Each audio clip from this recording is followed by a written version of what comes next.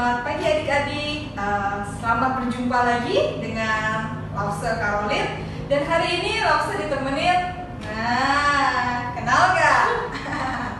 Walaupun bukan Lause tapi Cici Denis ini seringnya ketemu di gereja juga. Ya, jadi hari ini Lause ditemenin oleh Cici Denis. Suatu saat siapa tahu Cici Denis mau jadi Lause juga ya. Ya gimana hari ini kabarnya? Lause dengar banyak yang juga sekarang udah masuk sekolah. Udah masuk sekolah loh. Ya, seneng gak sekolah? Walaupun hanya dengan online, tapi tetap ya seneng. Akhirnya ketemu lagi dengan teman-teman yang lainnya, ketemu guru, pasti membawa sukacita tersendiri. Ya, dan hari ini Cici Denis kita nyanyi yuk sama-sama. Kita mau nyanyi apa, Cici Denis? Nyanyi Aku Anak Terang. Wow, siapa yang di sini mau jadi anak terang? Semuanya mau jadi anak terang ya? Kita nyanyi sama-sama, kita memuji Tuhan. Katakan, Tuhan, aku mau jadi anak terang, memancarkan terang di rumah, di tengah-tengah keluarga, di sekolah, di antara teman-teman. Aku mau memuliakan Tuhan. Ya, lalu habis itu kita lanjutkan dengan lagu apa yang buka buku? Apa ya? Ku buka kamus. Ku buka Alkitab ya. Yuk kita nyanyi sama-sama. Semuanya berdiri. Ya, jangan yang males-malesan. Yang pakai piyama ganti piyamanya. Yang lagi makan roti taruh dulu rotinya. Ya, kita sama-sama memuji Tuhan. Aku anak terang siap melayani Tuhan. Di mana? Pakai gaya ya. Aku anak terang, tugasku memberi terang. Aku anak terang, Yesus yang selamatkanku. Aku anak terang, siap melayani Tuhan. Aku anak terang, taatnya Tuhan pinta. Terang di rumah, terang di sekolah, terang di gereja, manapun ku pergi. Terang di rumah, terang di sekolah, terang di gereja, manapun ku pergi. Terang di rumah, terang di sekolah, terang di gereja, manapun ku pergi. Terang di rumah, terang di sekolah, terang di gereja, manapun ku pergi. Sekarang siap-siap, tangannya mana? Buka buku, memuji Tuhan. Buka Alkitab, lalu ku baca. Slek, slek, slek, slek, slek. Slek, slek, slek, slek, slek. Firman Tuhan ada di hatiku, ada di langkahku, ada di hidupku, dan terus menunggu sinari jiwaku. Berbuah, berbuah, berbuah, berbuah, berbuah, berbuah, berbuah, berbuah. Oh, oh, oh, oh. Firman Tuhan. Firman Tuhan ada di hatiku, ada di langkahku, ada di hidupku, dan terus bertumbuh sinari jiwaku. Berbuah, berbuah, berbuah, berbuah, berbuah, berbuah, berbuah, berbuah. Oh, oh, oh. Ya, kita sudah jadi anak Tuhan. Dan tapi bagaimana kita menjaga kesetiaan kita sebagai anak-anak Tuhan? Dengan menjaganya dengan rajin baca Alkitab, berdoa kepada Tuhan, menaati perintah Tuhan, mengasihi sesama kita, dan jangan lupa terus melayani Tuhan, menjadi anak-anak yang bercerita terus tentang cinta Tuhan kepada orang lain. Nah, adik-adik, sekarang Lause mau ngajak kita akan masuk dalam persembahan. Ya, jadi walaupun di rumah saja, mari kita tetap memberikan persembahan uang kita dengan cara adik-adik bisa minta papa mamanya untuk melakukan transfer, ya, mentransfer uang persembahan itu ke mana ya Lause? Ke rumah siapa ya? Ke rumah Cici Denis atau ke rumah Lause? Bukan ya, tetap ditransfer ke gereja. Nah, tempatnya, nomor rekeningnya seperti apa? Ada di sini, di layar ini. Minta tolong papa mama untuk membantu pertumbuhan gereja, membantu operasional yang terjadi di gereja juga, dan membantu pelayanan orang-orang yang Tuhan siapkan juga. Ya, kita mau sama-sama kita mengangkat pujian sedikit demi sedikit, sedikit demi sedikit. Tiap hari, tiap sifat Tuhan Yesus mengubah kita.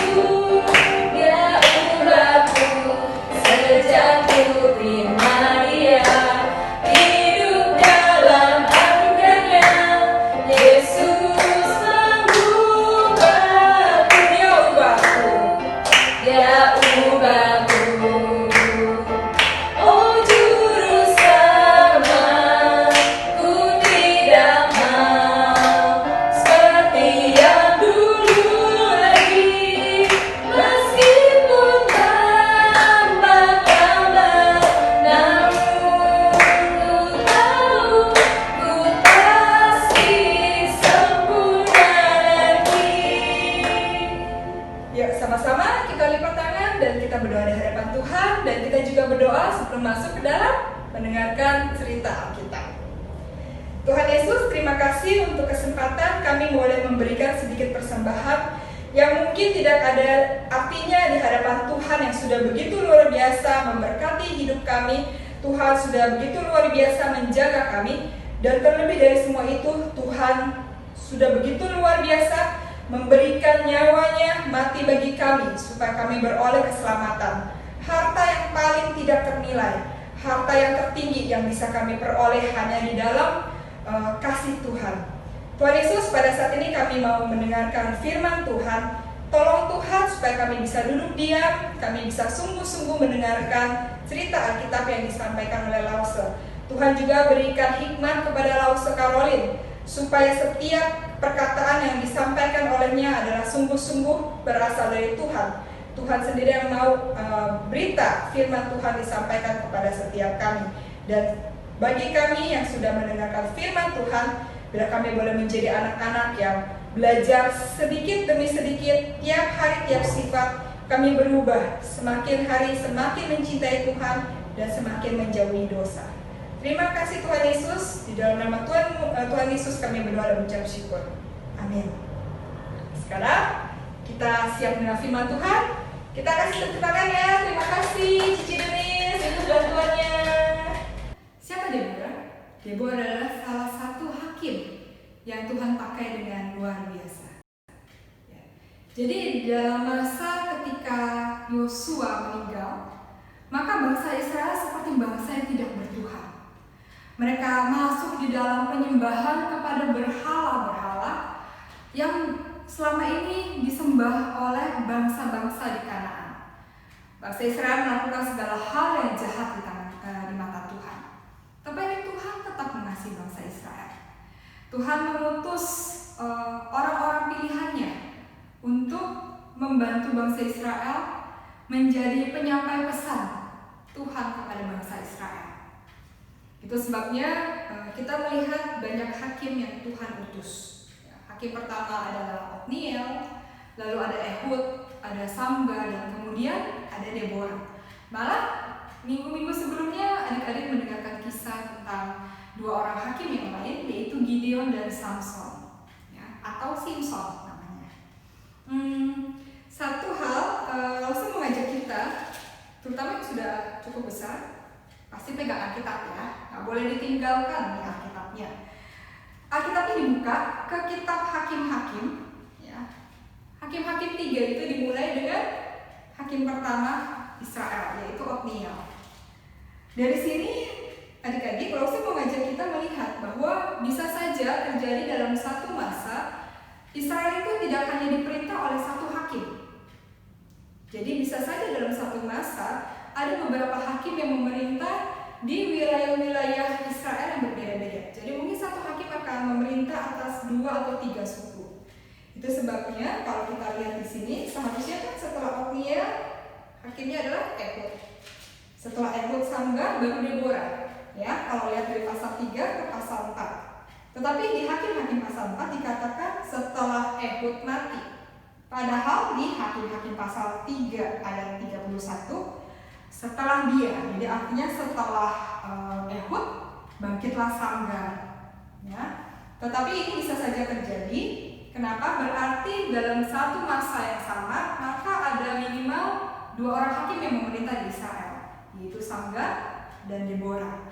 Hari ini Rosa mau cerita sedikit tentang Deborah. Ya, kita lewatkan Samgar.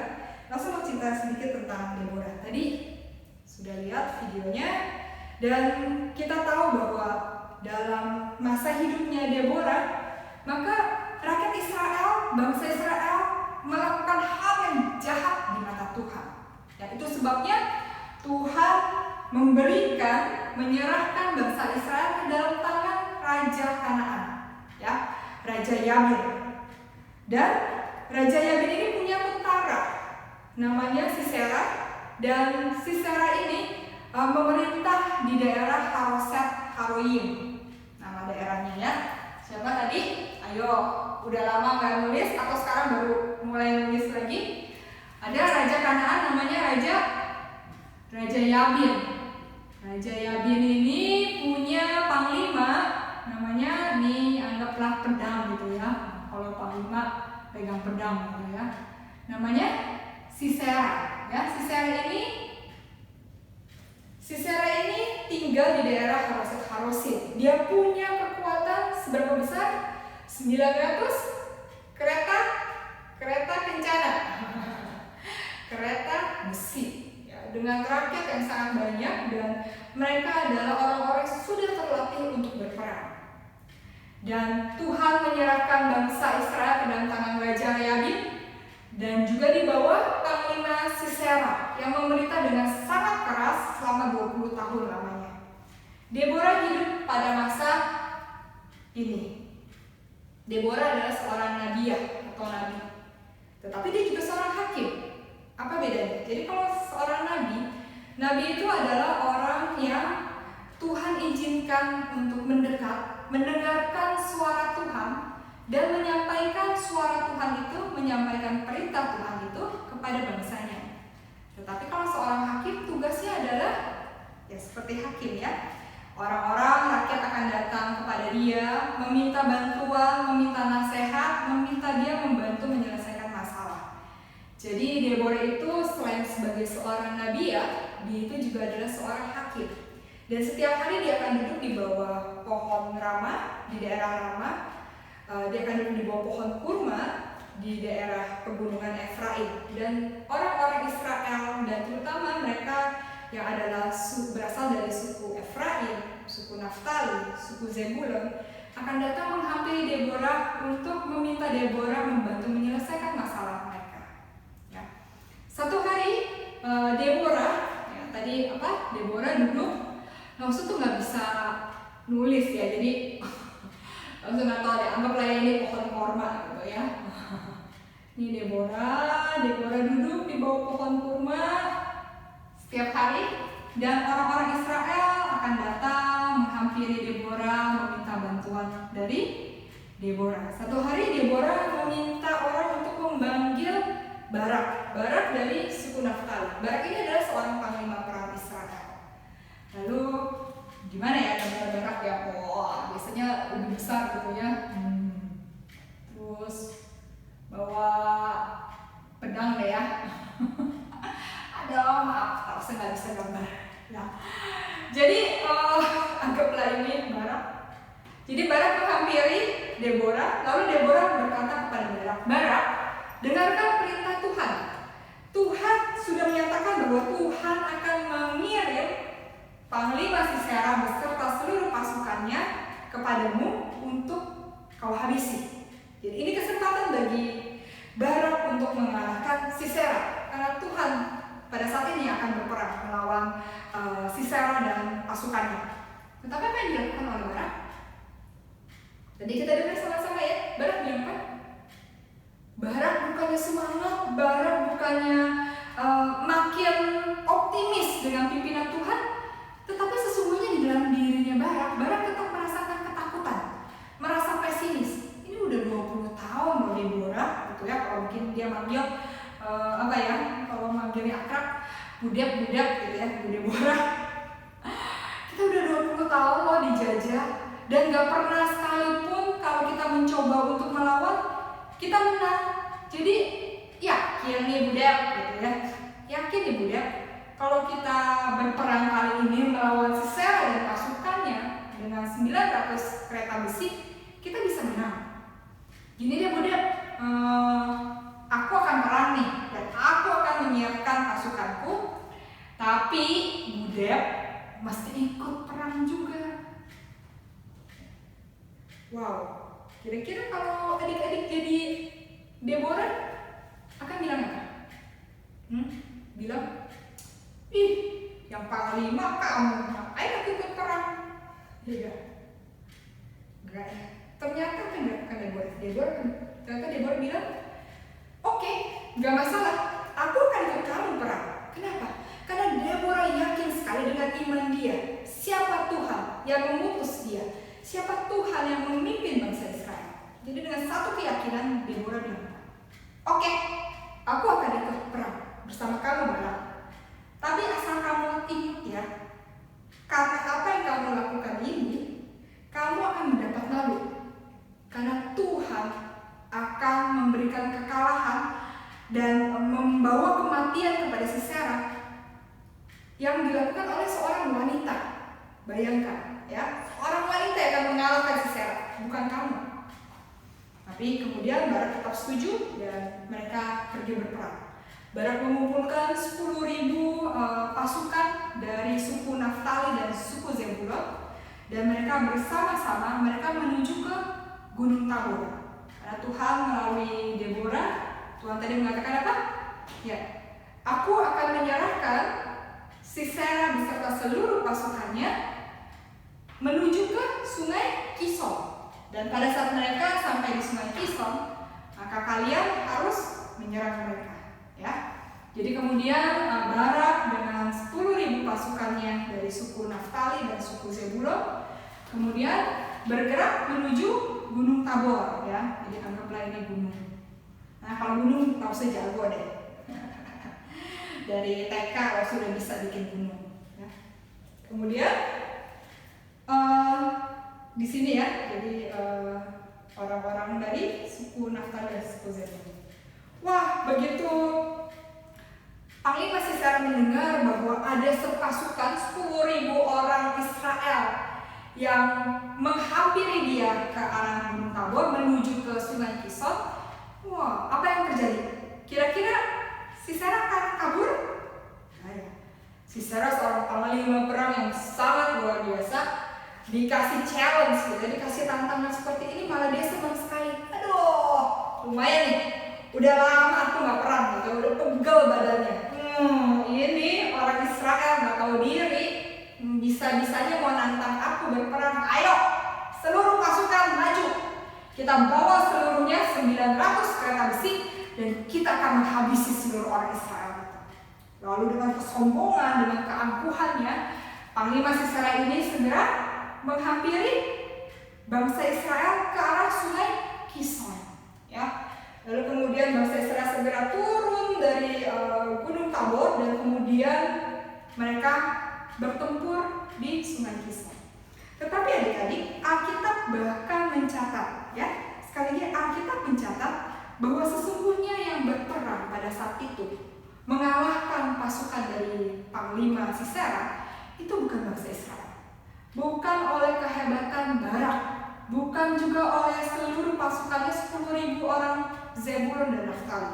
Tetapi Alkitab mengatakan di ayat ke-15, Tuhan, ya, dan Tuhan mengacaukan Sisera dan segala keretanya dan seluruh tentaranya oleh mata pedang di depan Barak, sehingga Sisera turun dari keretanya dan melarikan diri.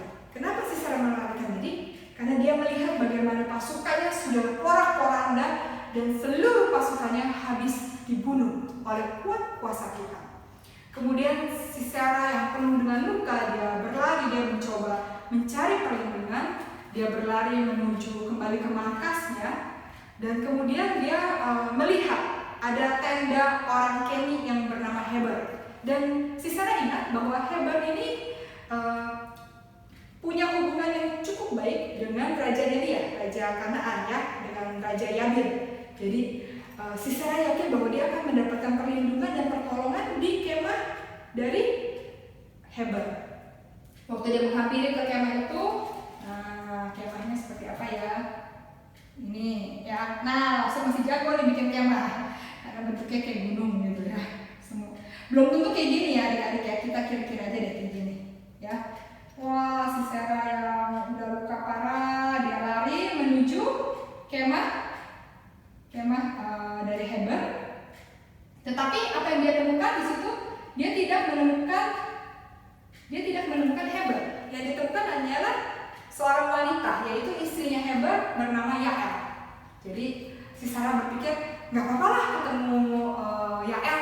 Toh Yael juga istrinya Heber, ya. Jadi dia bilang, tolong sembunyikan saya dari pengejaran bangsa Israel. Jadi Yael langsung, ayo masuk ke dalam tenda, gitu ya. Jadi diajak masuk ke dalam tenda, lalu karena tubuhnya yang sangat keletihan, capek, penuh luka, dan dia kehausan, maka si Sarah masuk dan dia tidur, ya, berlindung di balik selimut dan minta minum. Yael memberi minum, dan kemudian karena letih maka si Sarah tertidur pulas. Pada saat si Sarah tertidur, apa yang dilakukan oleh Yael? Yael mengambil pasak dan palu, ya. Kalau pasak tenda tuh dulu kayak paku, tapi akhirnya jangan bayangin paku yang kecil-kecil kayak gini, apalagi paku payung gitu ya. Tapi paku pasak itu tuh, pakunya tuh besar gitu ya. Tuh kayak gitu ya, pakunya kira-kira deh. Pakunya sangat besar, lalu dia mengambil paku tenda, ya. Biasanya dipakai untuk mematok tenda ke tanah. Jadi Yael mengambil pasak dan palu, masuk ke dalam tenda, menghampiri Yael, dan kemudian dia membunuh Yael dengan paku atau pasak dan palu yang dibawa. Kemudian pada saat si Sarah sudah meninggal, Yael memberitahu kepada Barak tentang keberadaan si Sarah di dalam tendanya, dan dia menyerahkan si Sarah ke dalam tangan Barak. Jadi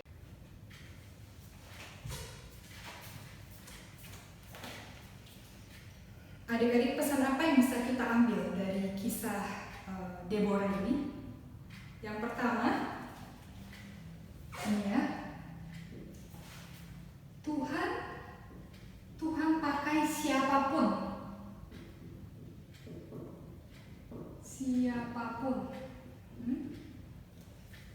Artinya apa? Deborah itu seorang wanita, dan dalam masa perjanjian lama, seorang wanita itu dianggap rendah. Seorang wanita itu dianggap tidak punya kedudukan yang sama dengan laki-laki. Wanita tidak punya hak suara dan tidak boleh memerintah atas laki-laki. Tetapi lihat Deborah, dia bukan hanya seorang nabi, tetapi Deborah ini juga menjadi seorang hakim. Bayangkan dua kedudukan tinggi Tuhan berikan kepada seorang wanita, memerintah bukan hanya atas wanita-wanita lain, tetapi memerintah juga atas seluruh kaum laki-laki di daerah tersebut. Artinya apa dari sini? Artinya bahwa Tuhan bisa memakai siapapun kita. Kadang-kadang mungkin orang melihat kita sebagai orang yang tidak punya kekuatan, tidak punya kuasa, orang yang kedudukannya rendah, orang yang tidak dianggap sama sekali. Adik-adik masih kecil, usianya masih sangat muda, mungkin seringkali apa yang kita lakukan atau yang kita katakan tidak dihargai oleh orang tua kita, ya. Tetapi sesungguhnya Tuhan mau pakai kita, ya, walaupun kita masih muda, seperti Deborah. Walaupun Deborah seorang perempuan, tetapi Tuhan mau memakai kita untuk menjadi alat di tangan Tuhan. Tuhan mau memakai kita untuk bekerja, untuk hidup memuliakan Tuhan dengan apa yang kita lakukan, ya. Tetapi bukan berarti karena kuasa itu yang Tuhan berikan kepada kita, lalu ya udah itu kan aku diberi kuasa oleh Tuhan untuk ngatur papa mama, untuk ngatur koko dede.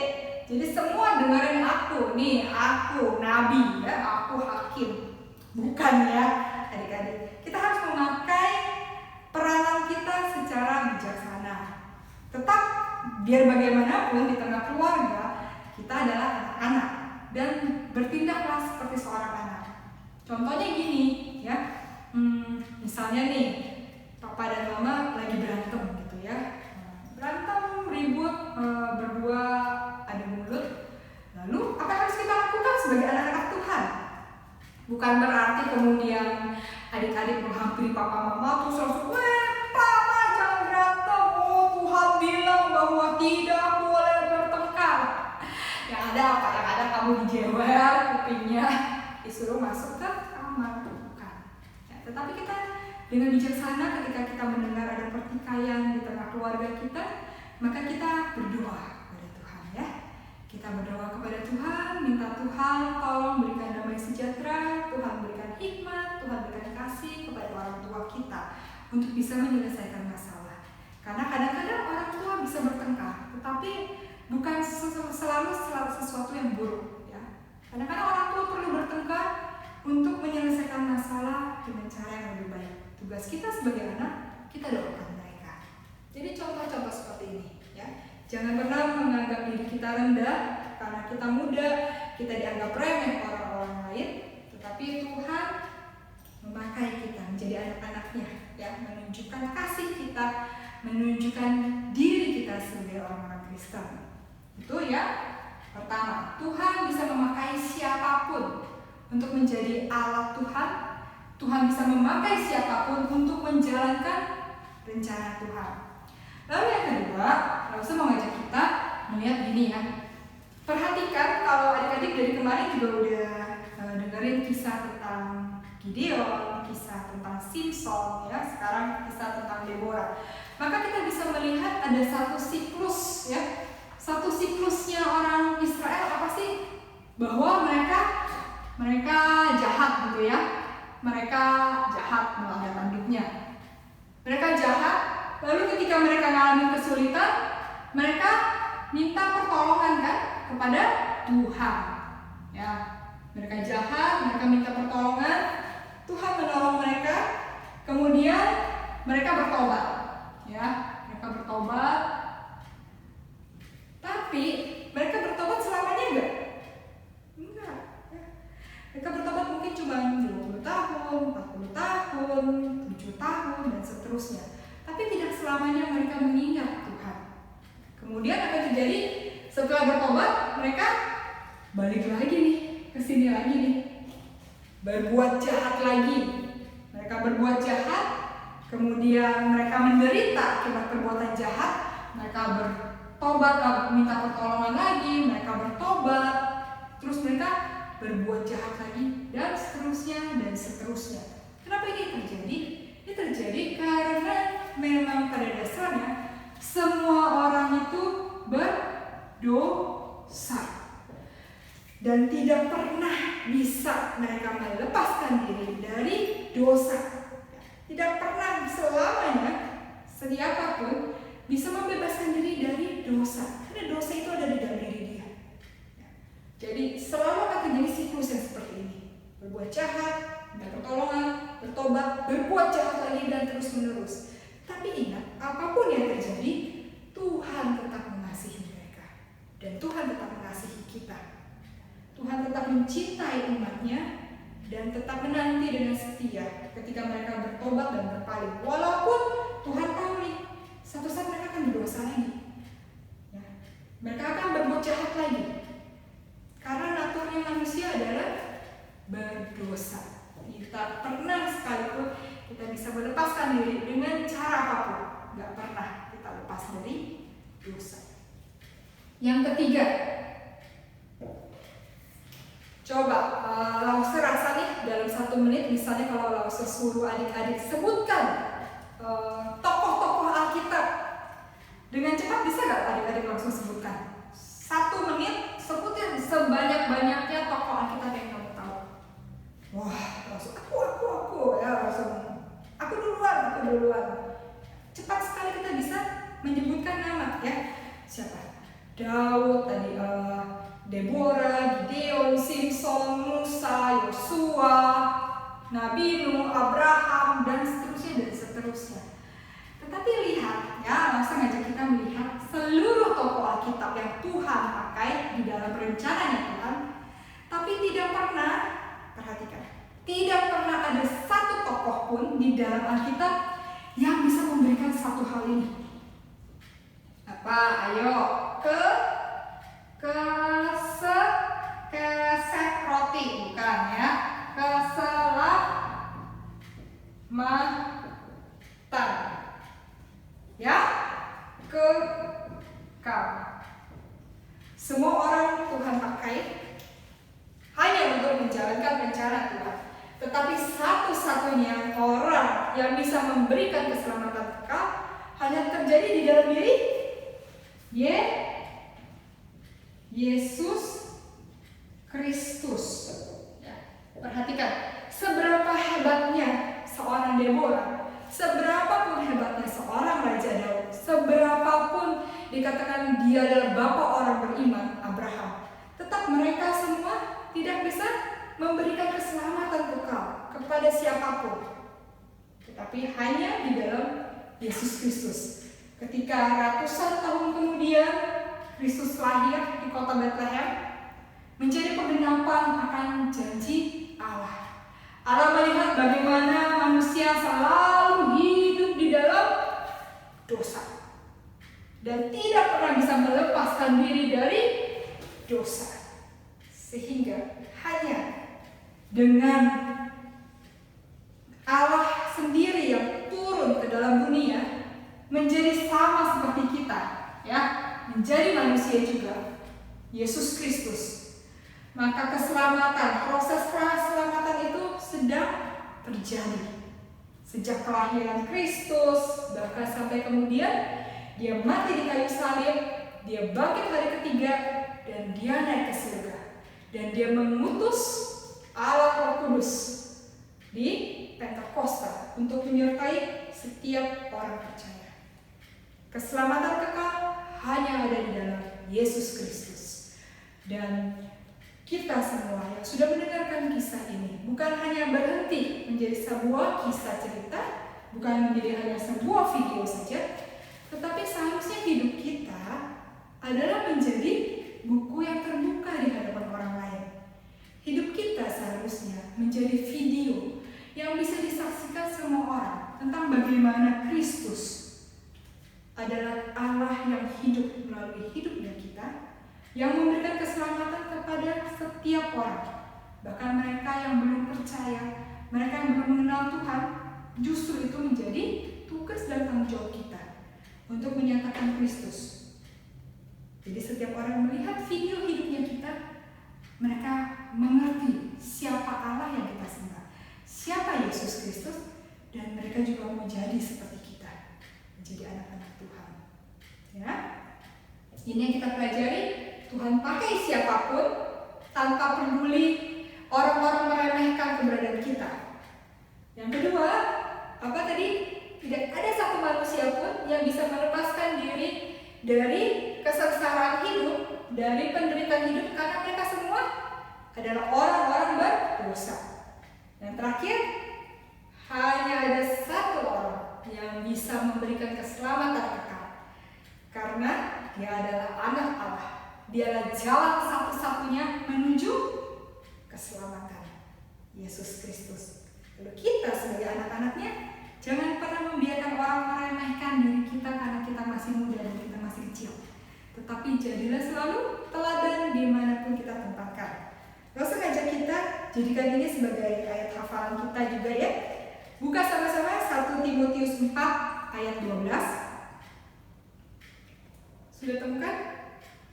1 Timotius 4 ayat 12. Nah, sebacain buat kita semua ya. Sekali lagi 1 Timotius 4 ayat 12. Jangan seorang pun menganggap engkau rendah karena engkau muda. Jadilah teladan bagi orang-orang percaya dalam perkataanmu, dalam tingkah lakumu, dalam kasihmu, dalam kesetiaanmu, dan dalam kesucianmu. Jadi mungkin buat adik-adik yang kelas 3 dan kelas 3 ya, mungkin ayat hafalan itu cukup sampai 12a ya. Jangan seorang pun menganggap engkau rendah karena engkau muda. Tapi buat adik-adik yang sudah kelas 4, 5, 6, 7, teruskan sampai selesai ya, seluruh ayat 12-nya. Oke, sekian dari Rasa, kita doa sama-sama di hadapan Tuhan. Tuhan Yesus, kami mengucap syukur untuk kasih setia Tuhan. Kami mengucap syukur Tuhan untuk kisah tentang Deborah yang kami boleh dengarkan bersama-sama hari ini. Tolong kami belajar seperti Deborah, orang yang mungkin diremehkan di dalam masanya, tetapi Tuhan mau memakai dengan begitu luar kuasa. Tuhan menunjukkan kemuliaan Tuhan melalui dirinya. Kami rindu walaupun kami masih kecil, kami masih muda, tetapi Tuhan memakai kami menjadi alat di tangan Tuhan.